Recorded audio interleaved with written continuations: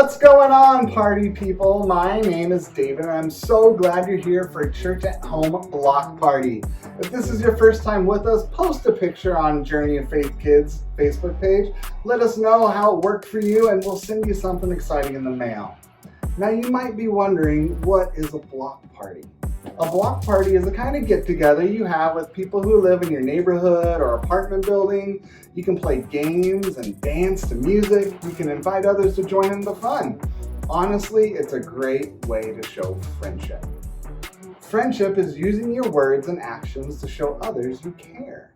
Since we're having a block party, what is a party without decorations?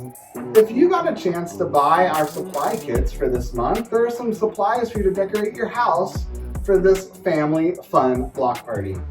If you did not get a chance to buy one, then get creative with anything you have in your house that you can decorate with. Feel free to pause the video so you can decorate your house.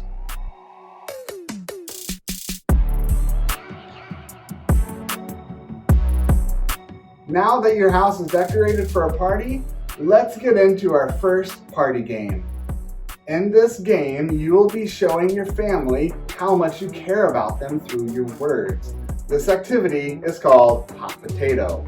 All you need for this activity is a plush toy, music, and your family. If you bought our curriculum kits, the plush toy is provided for your family. If you did not buy a kit, all you need is a small ball or plush toy.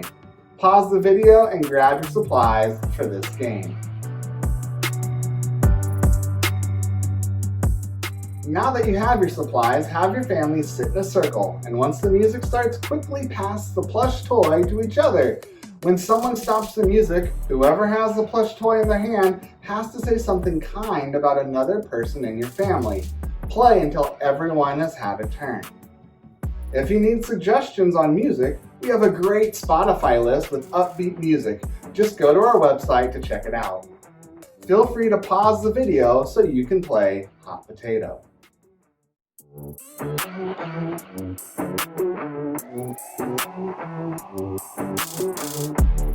Now, let's take a look at our memory verse for this month. Friend loves at all times. They are there to help when trouble comes.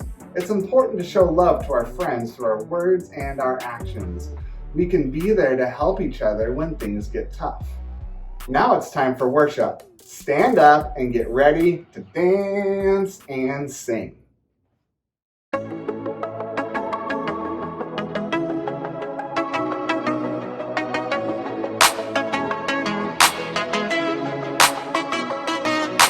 Sometimes the road ahead can be so rough. You are the reason why I don't give up. 'Cause even when it's hard to see, I still believe. So I'm gonna trust your love no matter what. Gonna live my life for you, live my life for you. Whenever I'm walking, talking, everything I say and do. Gonna live my life for you, live my life for you. Wherever I'm going, you are going with me too. Gonna live my life for you. Gonna live my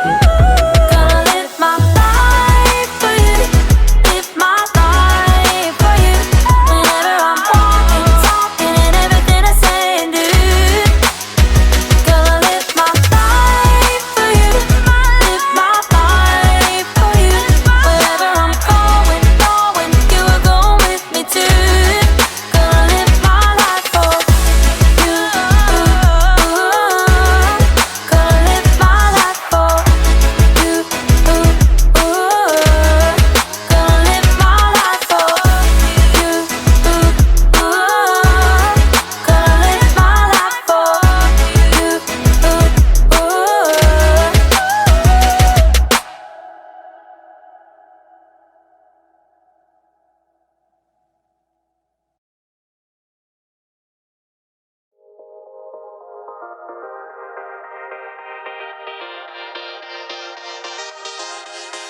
everybody, it's Haley here, and I love parties. Don't you just love parties? I love all kinds of parties.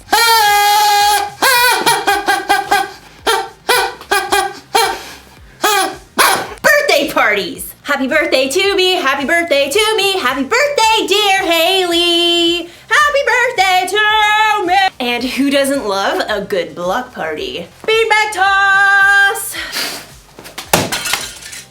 Sorry. I could use some lessons. Which is why friendship is so important. Friendship is using your words and actions to show others you care. It's kind of hard to have a party without friends. And honestly, it's hard to even plan a party without friends. You need a tall friend to hang the lights. You need a friend who can bake. And if you got a friend who's giving beanbag toss lessons, tell them to give me a call. The point is, we need friends, and friends need us. And in today's story, we're gonna talk about what makes a friend a friend. That sounds like fun! It makes me wanna party!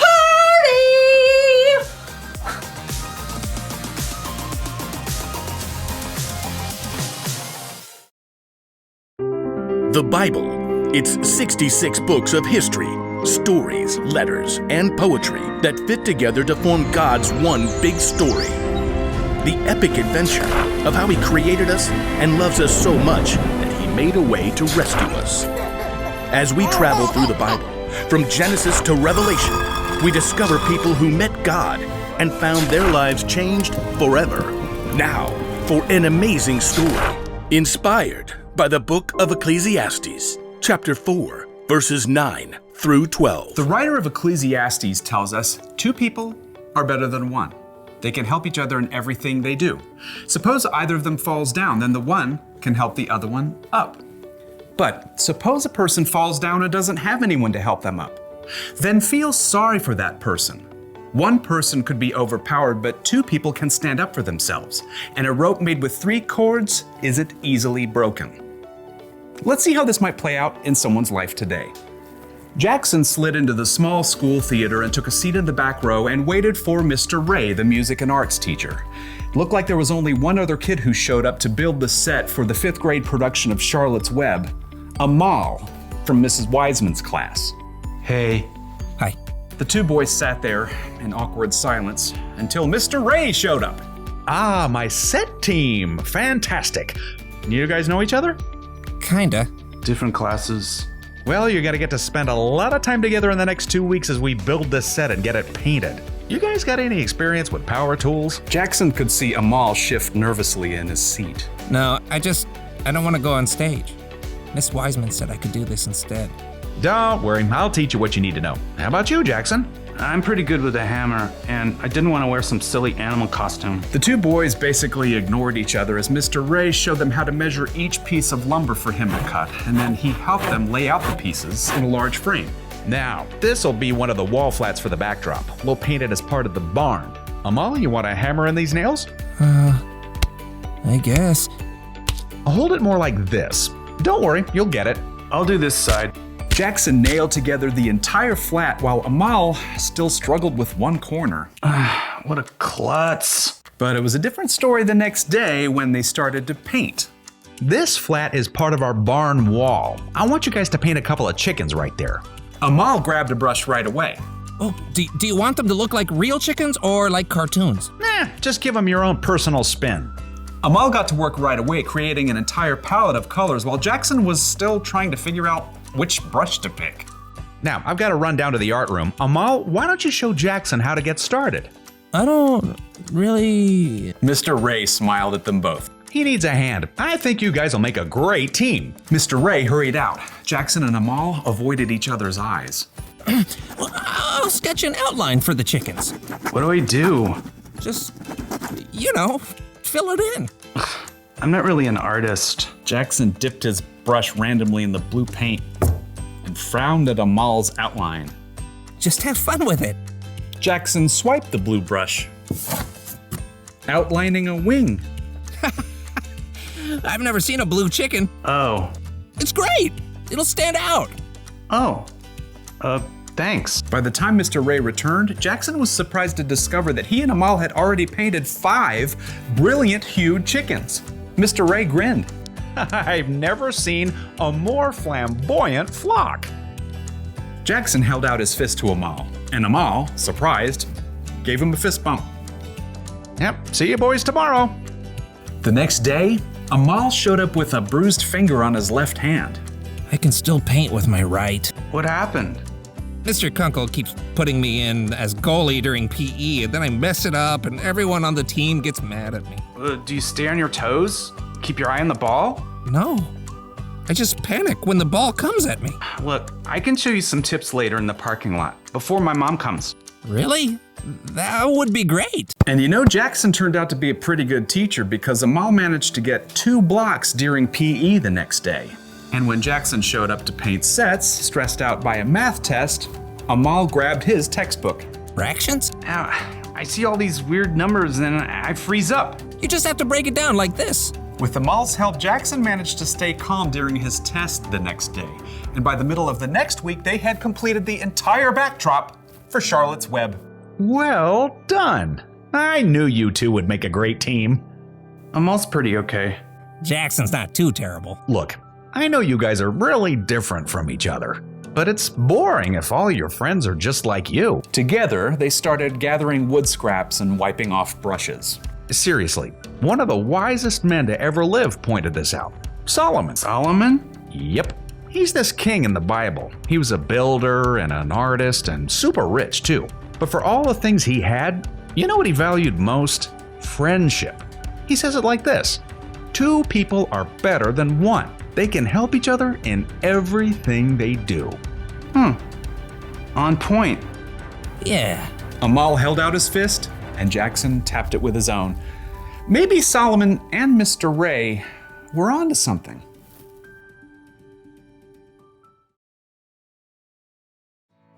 Okay, here are 4 things you can learn from those verses in the book of Ecclesiastes.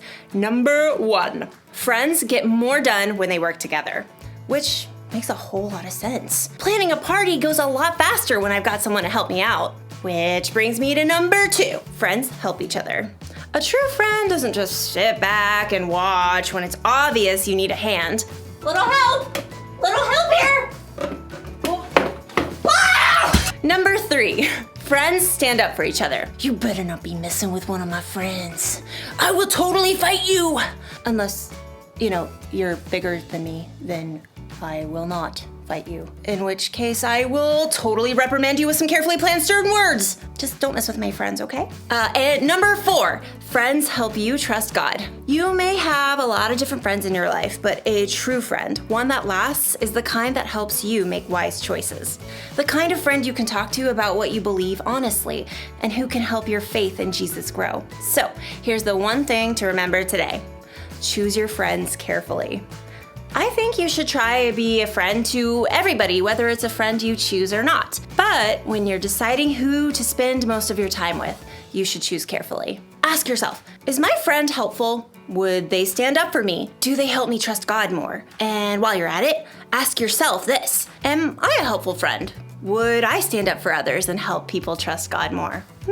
When you want to find good friends, one of the best things you can do is to be a good friend. And never forget that Jesus is your ultimate friend. He is always there for you, no matter what. So, be on the lookout for good friends this week. When you choose wisely, you can't miss.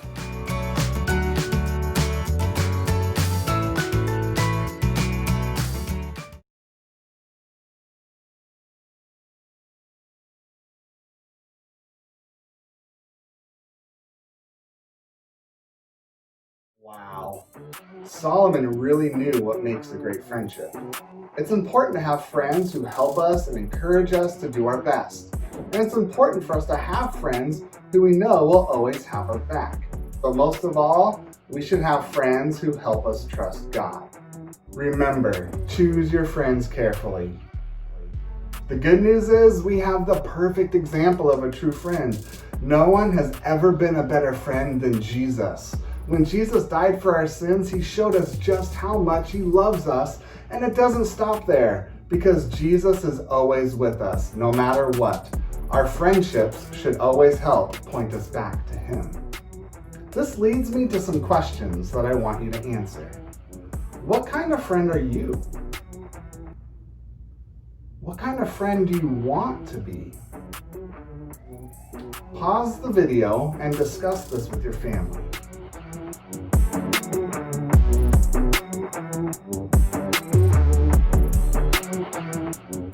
Parents, if you have time to enjoy doing this last activity with your family, today we'll be making keychains that you can give to a friend. All you'll need for this activity is the directions, lanyard string, and a keychain. All of these items can be found in the supply kit, so you can also get creative with any supplies you have at home that can be made into a keychain.